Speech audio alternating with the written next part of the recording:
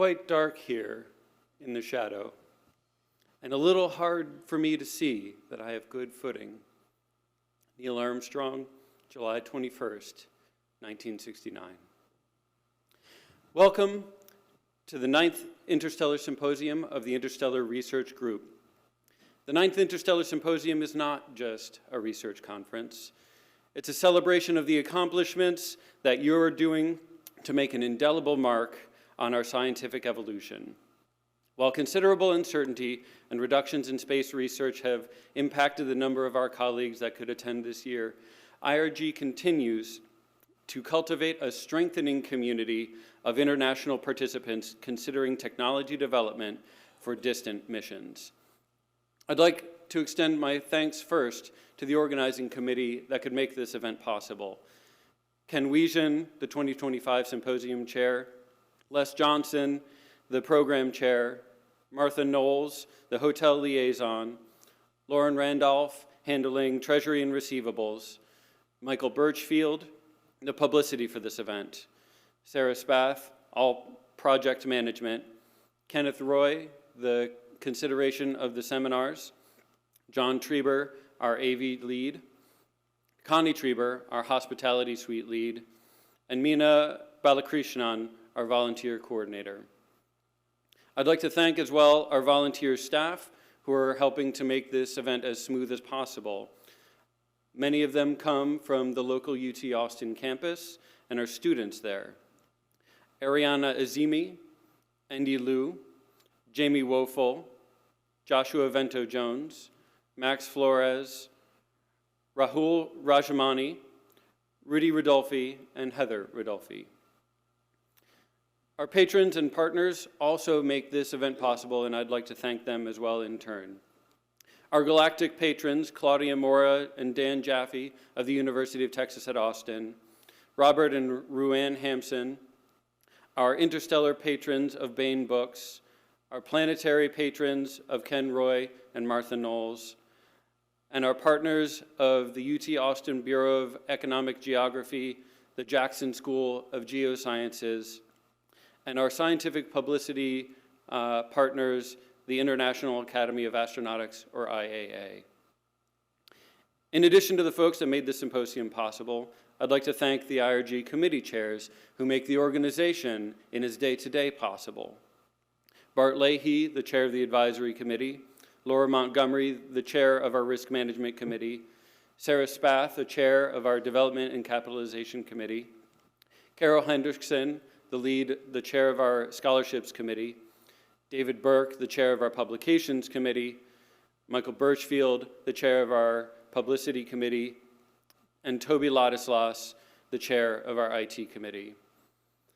I'd also like to thank and extend a warm welcome to our keynote speakers, Dr. Michael Nyack, Noah Wilmot, and Ian Cochran. Before we get started with the main programming today, I have a few slides to present and get us ready. So IRG is not a simple research conference, as I'd already said. We like to showcase the work that students are doing to push the boundaries forward of interstellar research and get them thinking about distant missions. And so we have a student poster presentation session where students have the opportunity to present their research. IRG conferences also have Sagan sessions, which are panel lectures that are deep dives into special focused topics. This year, we have a panel that's going to discuss the Fermi paradox and many of the latest developments based on that. Tonight, we will have a public outreach night. This is a free event for any and all to come. So for those of you, especially with friends in the local area, please feel free to reach out and have them attend, where Les Johnson will give us a deep dive into his topic. The technical tours are something that have been a long-standing event within the IRG Symposia. In the past, when we were hosted in Oak Ridge, Tennessee, we got to tour Oak Ridge National Lab. and see the Titan supercomputer, which has been, I believe, replaced by the Frontier supercomputer. When IRG was in Huntsville, we got a behind-the-scenes tour of the U.S. Space and Rocket Center. When we were hosted in Wichita, Kansas, our friends at the Kansas Cosmosphere put together a very fine public showing of their museum and private banquet. And then when we were in Tucson, Arizona, we got to see Biosphere 2 and a couple of other small companies, startups, within the Tucson space ecosystem. In 2023, when we were in Montreal, Canada, we got to tour the Canadian Space Agency. And this year, we are proud to say that on Thursday afternoon, we will be touring Firefly Aerospace and their Rocket Lab. If you would like to sign up for that, I know we do still have a few spots left, so please see Sarah for details on how to sign up. We also have a hospitality suite. IRG was formed out of the spirit of a part science fiction convention, part science professional convention. And so to that, we honor those roots with a hospitality suite. And we like to provide a nice, safe, comfortable space for people to discuss sidebar threads and provide a little bit of refreshment after the main programming for this evening concludes. Our hospitality suite is located in guest room 6023, so make sure to pop by when you have a moment and would like to continue the conversation.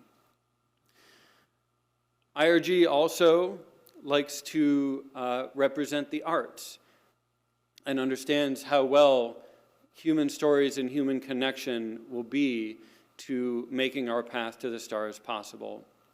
To that end, right next door, we have the IRG Art Show, where we'll be featuring a number of local and distant artists that are coming in across many different media, from clay works, woodworks, multimedia, and art on canvas. And I hear that we also have a astrophotographer also coming to show some opportunities. So be sure to stop by that when we have the programming set aside for it. If you have questions or concerns, please see anybody with a black staff lanyard. That way we can answer your questions or concerns. Ken, in the bright blue suit jacket, has requested that I point everybody his way for complaints. That's what it was. Ken, if you could come up and make a couple of remarks. Thank you, Joe. I'm Ken Wisian. I'm the chair of the conference this year. Joe's already thanked the staff, but it is a lot of work to put one of these on. It's been a bit of an eye-opener. A few house cleaning remarks. If there's a fire or an emergency, go down the stairs and go out to whichever courtyard looks to not be on fire. That's the way out there. This conference is being recorded and will be professionally post-produced, so just keep that in mind, please. And when there's questions, do ask questions at the microphone. Don't just shout them out. We want to be able to capture everything clearly, too. We have a great range of diverse topics here that's been growing every year that I've been to an IRG conference. It's not just rocket propulsion, it's biology, it's sociology, it's everything that has to do with a whole of society effort to reach the stars. The hospitality suite's been mentioned. This is a relatively small conference this year for reasons which you're probably familiar with, but we've had a lot of international speakers cancel out, and basically no government scientists are allowed to do anything except our keynoter got a special dispensation, so we're very grateful for that. The poster session is not just students, it's also professionals, so remember that, and note the young undergraduate volunteers that are here. Talk to them. They're extremely interested in this subject, and they're the next generation that we need to get going in this. The public outreach tonight, as mentioned, that's Les talking about his book, The Traveler's Guide to the Stars. Spread the word on that. That's our big public event. Everyone can come, everyone in the area can come to that. The Firefly tour is Thursday morning, not afternoon, it's Thursday morning. We still have room. If you're not familiar with Firefly, they're the one company or organization that's managed to land on the moon without tipping over in recent years. So a major achievement. They're headquartered here in Austin, and the field trip will go to their rocket manufacturing site, which is about 40 minutes north of here. So that's I've visited. It's very interesting to see how these things are built and done. If you've never had a chance to see rockets being built, you'll want to come to that. We've got room to sign up on that. The fee is just covering transportation, so that's all on that. Let's see, the staff. Again, I'm the complaints department, so come to me if you have anything. If you have any compliments or such, please give them to the staff members on the spot, and please think about ways we can make this better in the future and give us that as we go forward. And let's see, I think there was one other thing. Is Andrew Higgins here? No, we're missing one person that's supposed to talk. Okay, I think that's it. Thank y'all very much. Looking forward to a good conference. Because it is small,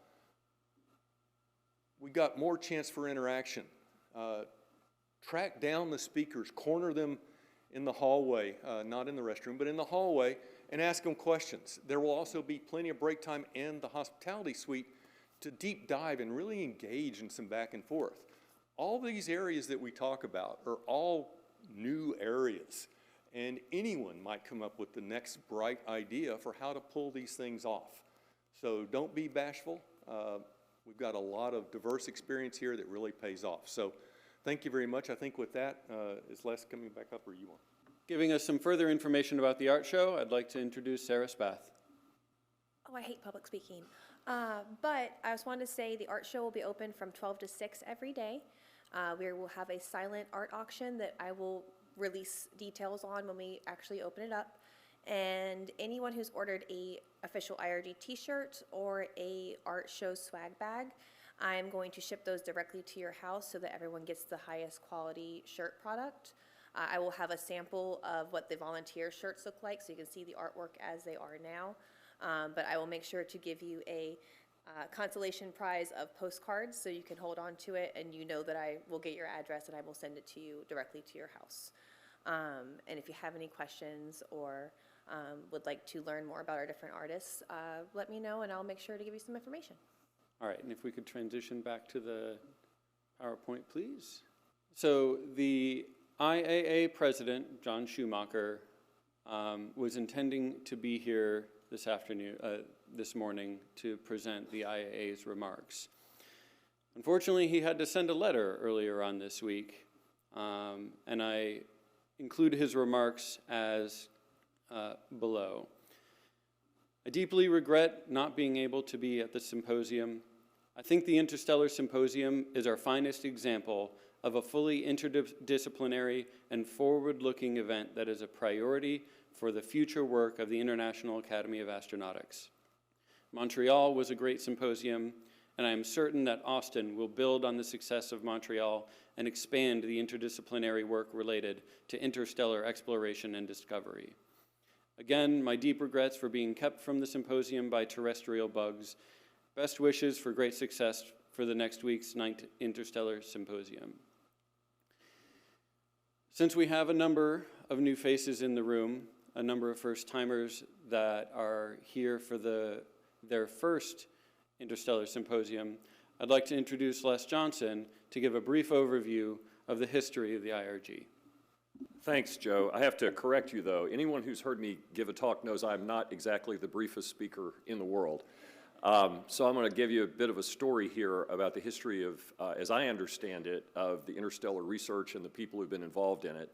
I got involved in the late 1990s when I was early in my career at NASA working on advanced in-space propulsion there. I was managing the in-space propulsion technology project.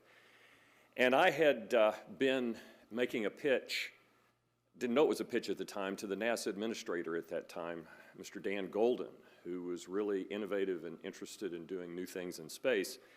And I was representing the NASA Marshall Space Flight Center in the area of advanced propulsion at a meeting that was held at the Wye River, which was where the administrator had his talk. And I was talking about the benefits of investing in future technologies to give us the capability to escape the solar system more rapidly and perhaps do a follow-on to Voyager that would leave the solar system 2 to 3 times faster than Voyager does.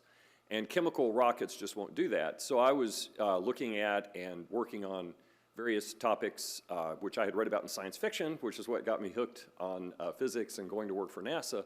Things familiar to this audience: solar sails, laser sails, nuclear thermal propulsion, antimatter, fusion.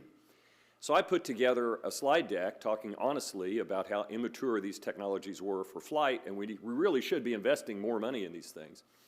And lo and behold, I was later that year told I had a research budget and was going to be able to call it the Interstellar Propulsion Technology Project at NASA Marshall.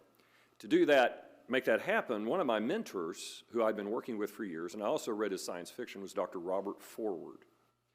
Now, those of you who don't know the history of advanced thinking about interstellar travel, there are 4 names that you need to know, and you need to write these down, and you need to go find out about these people. There's more than 4, but these are the 4 that were the most influential to me. One was Dr. Robert Forward, who sadly we lost in the year 2000. Another is Dr. Greg Matloff, who normally comes to these symposia as a friend of my wife Carol and me. C and I and Carol get together frequently, but Greg also was unable to be here. Dr. Claudio Maccone, who recently passed, which is a great loss to this community. Claudio was able to join us in Montreal, and we're going to have a tribute to him later this week. And the other is Al Jackson, who is here with us today in the back row there. Raise your hand, Al. If you get a chance to chat with Al, he is a wealth of information about the real pioneers who worked on many of the technologies I just mentioned and wrote the seminal papers from which all subsequent work has grown on these. So the interstellar community was really kind of a cohort of interested people who really didn't have a home. I didn't know what to do. Greg Matloff I brought him in to help me. He came to Huntsville. He said, Les, you need to go to the Interstellar meeting in Aosta, Italy. For those of you who haven't been to Aosta, Italy, it's a charming town outside of Torino, founded, I don't know, by Caesar Augustus, and wonderful old ruins. But the gathering, this community would gather, there'd be 40 or 50 people. Many names floated through that, came to that. Several people in this room have attended some of those sessions. But it was at the time that the 100-year Starship Initiative was announced. This is several years later. I'd gone to a few meetings at Aosta. We're progressing now toward the mid-2000s.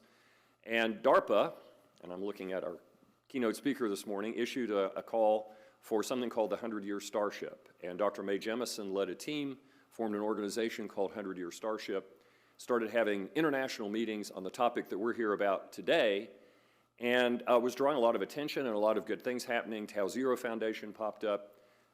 There were others, Icarus Interstellar, lots of buzz in the community.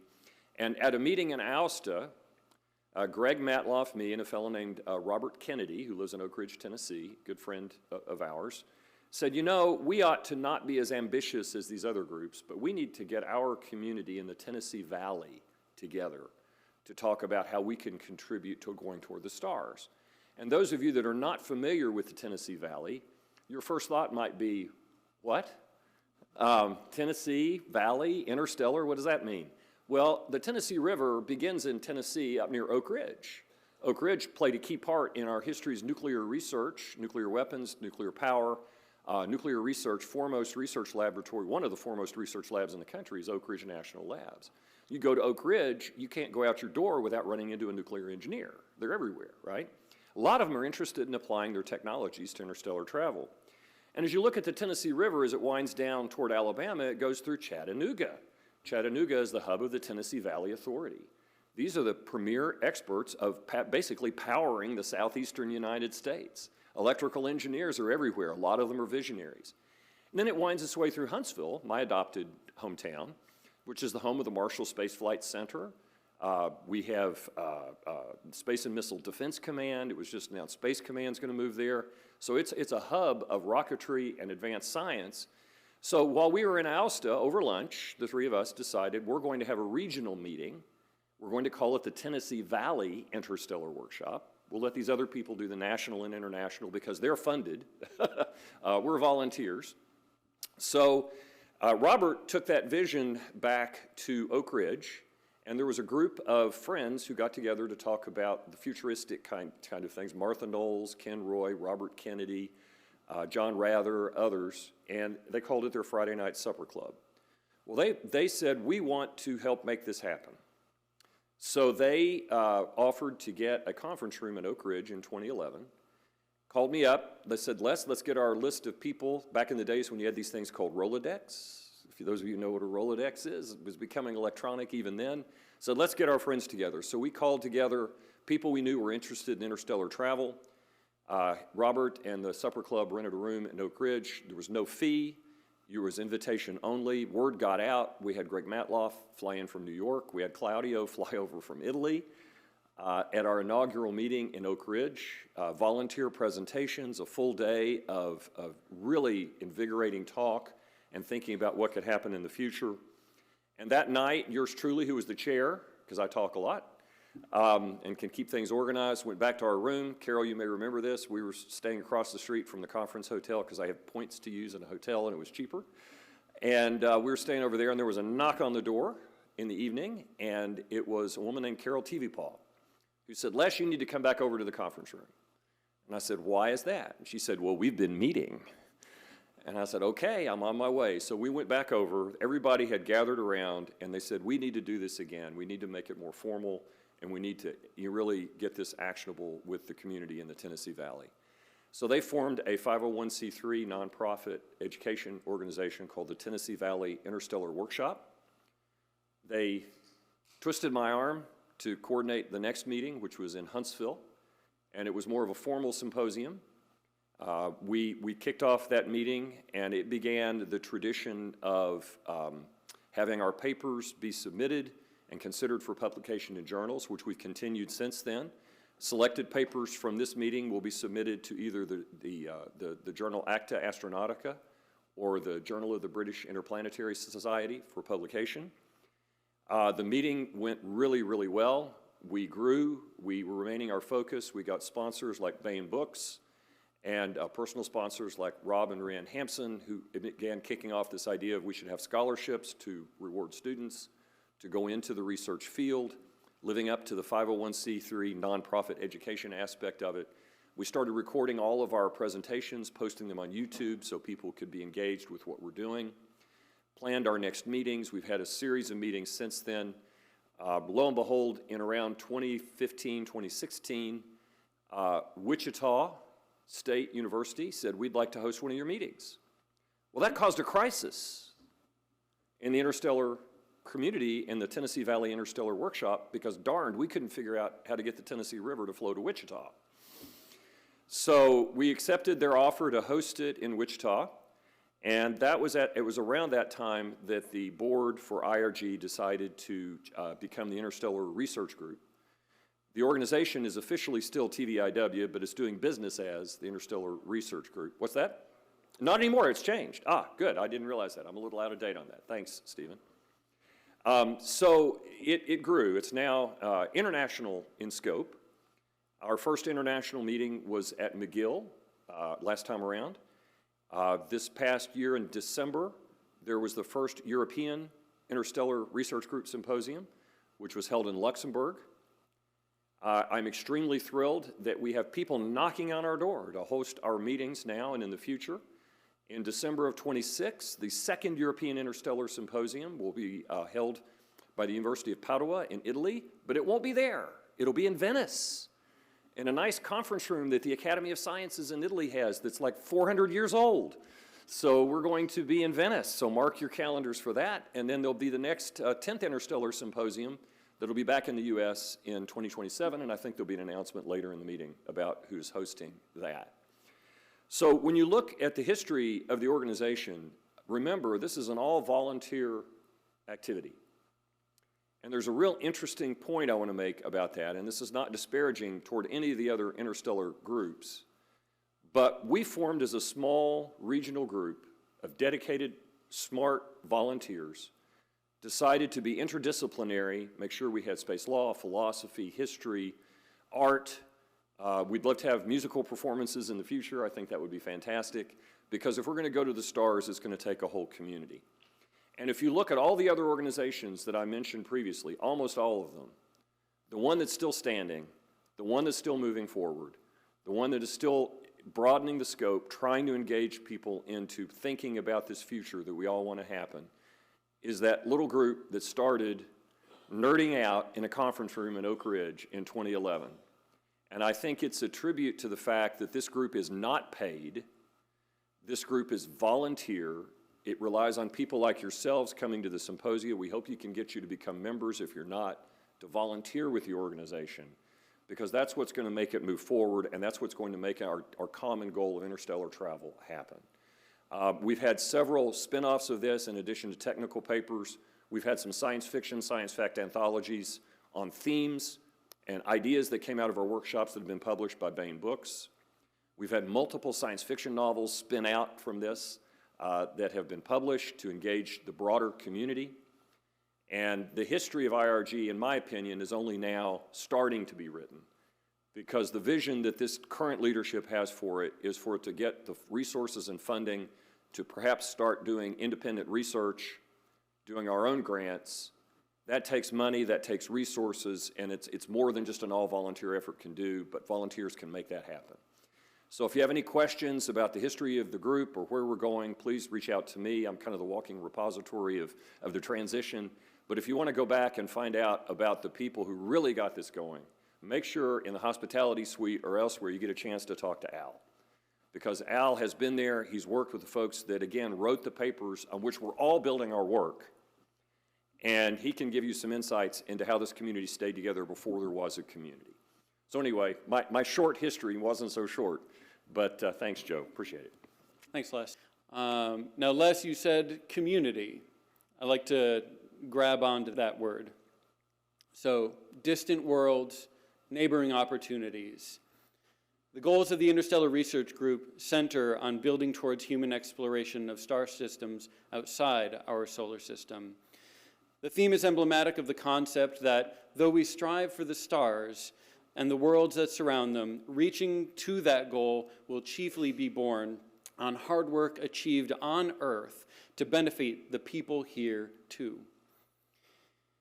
Learning about the solar system teaches us things about our own world in return. And the Interstellar Research Group works to bridge the translation of Starshot missions to neighborly applications. For those less familiar with IRG, our roadmap to the stars isn't just about a new propulsion system or evolving into some post-human entity or imagining a perfect utopia. IRG is about making concrete, sustainable advancements, and we will be able to do that by also benefiting our neighbors. Space technology has a massive net benefit to society, from weather satellites to new foam mattresses. New developments can have similar impacts. Economic activity is one indicator of benefit, but it certainly isn't the only benefit. Our safety is enabled by weather alert systems and navigation. Our lives are enriched by knowing more about the wonderful universe that we inhabit, and today's children from all continents get to dream about the possibility that they might one day live in space. Access to space is becoming more widespread, and missions to space are even beginning to include disabled folks. These advancements are on the way towards making space access more equitable. 100 years ago, space had the power to affect us in a one-way relationship. We were at the mercy of the cosmos. Now we begin our journey on the road to mastery.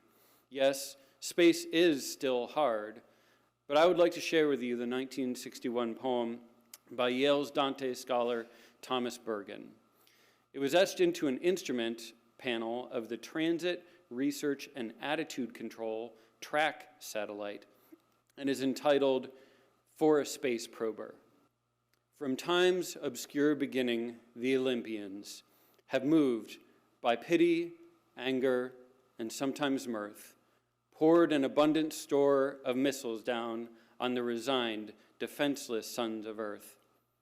hailstones and chiding thunderclaps of Jove remove remote directives from the constellations. Aye, the celestials have swooped down themselves, grim bent on miracles and incarnations.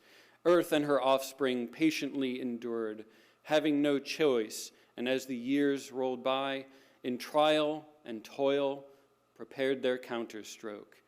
And now 'tis man who dares assault the sky. Fear not, immortals, we forgive your faults. And as we come to claim our promised place,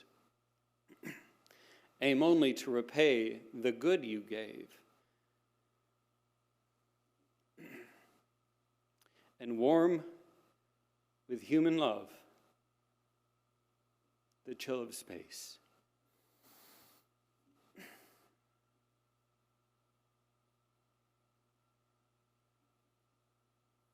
I hope you find this week inspiring and invigorating, from the public outreach events to the Firefly Aerospace Rocket Lab tour on Thursday. I hope you make lasting connections and find some inspiration for your own part in taking humanity to the stars.